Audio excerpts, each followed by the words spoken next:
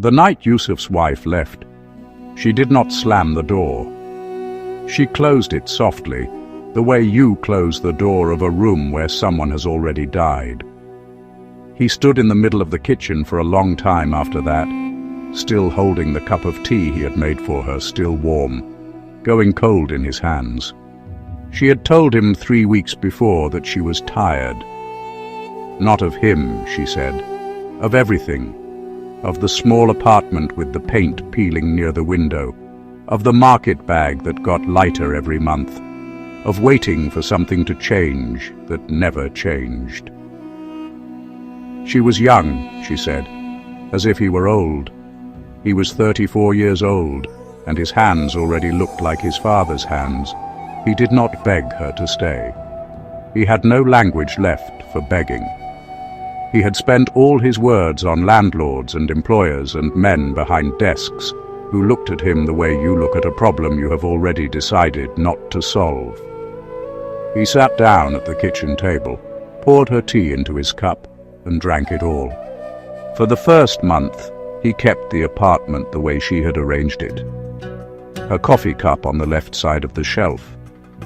The small yellow towel folded on the bathroom rack, as if order could hold the shape of a life that had already emptied out.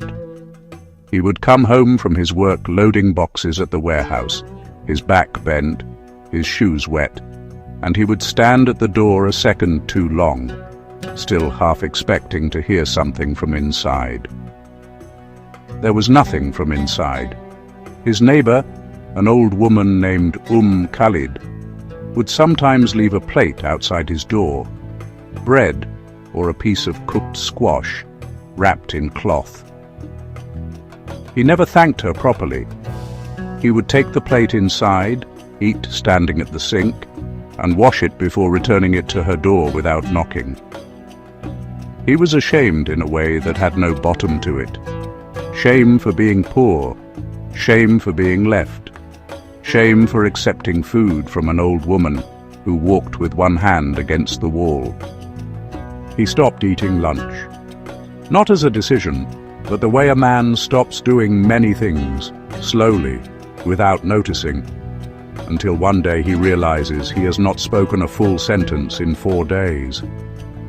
It was on one of those days, a Thursday evening in the cold part of the year, when he found the cat.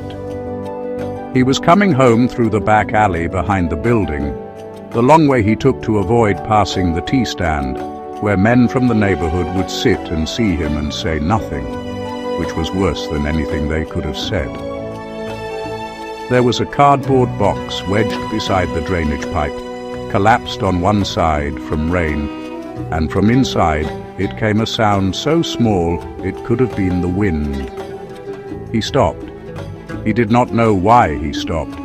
There was no reason, strictly speaking, to stop. Inside the box was a cat, grey and white, thin in the way that means long hunger, not natural leanness. It looked up at him with yellow eyes that did not ask for anything, which was perhaps why he stayed. He had grown tired of eyes that asked for things. These eyes simply looked.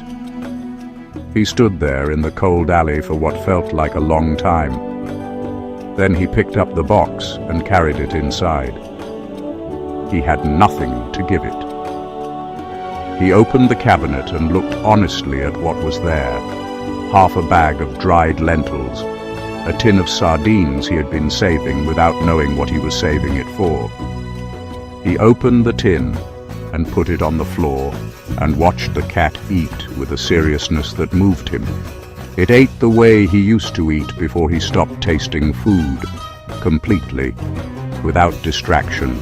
He did not name it that night. He put an old jacket on the floor near the radiator, and the cat slept there, and he sat on the edge of the bed in the dark. And for the first time in many weeks, the silence in the room felt inhabited rather than empty. This is a small thing to say, but small things, in a life that has been stripped down to almost nothing, become the only things. In the days that followed, something shifted in him. Not suddenly, not like light being switched on, but the way warmth returns to a hand you did not know had gone numb. He began to come home earlier, not because anything waited for him, but because something was there. He began buying small amounts of fish at the market, the cheap pieces the vendors kept in a separate pile. He learned how much was enough. He learned, for the first time in years, how to be needed in a way that did not break him. He named her Ramla, after a place he had passed through once on a long bus journey as a young man, a dry, flat town in the middle of nowhere that had nevertheless fed him a good meal when he was hungry. He thought that was reason enough. Khalid saw the cat one morning on the landing and laughed, a real laugh, the kind that surprises both the person laughing and the person watching. She began to come to his door herself to return her plates. Then she stayed, sometimes to talk. She had known his mother, she told him years ago before his family moved. She said this as if offering him something, a piece of himself he had not known was lost. He accepted it carefully, the way you accept something fragile from old hands. He was not transformed into a wealthy man. The warehouse did not promote him. The apartment did not repaint itself. His wife did not return, and he did not wish for her to, not because he had stopped loving her, but because he understood by now that her leaving had been honest. And honesty, even when it cuts, is a form of respect. What changed was harder to name. He began to notice the weight of things again, not as burdens, but as proof of presence. The weight of the cat against his legs in the morning, the weight of the old woman's voice in the hallway, the weight of a small tin opened for another living thing that has learned to trust you. He began slowly to sleep through the night. There is a particular quality to the life of a man who has been reduced to almost nothing, and has chosen, in that almost nothing, to feed something smaller than himself.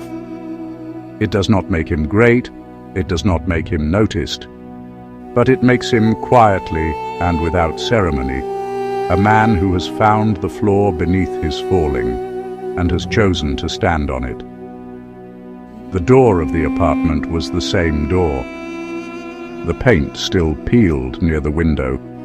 The yellow towel was folded on the bathroom rack, still, after all this time, because some habits become their own kind of devotion.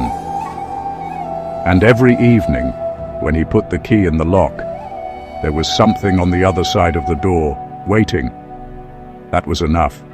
That, in the end, had always been enough.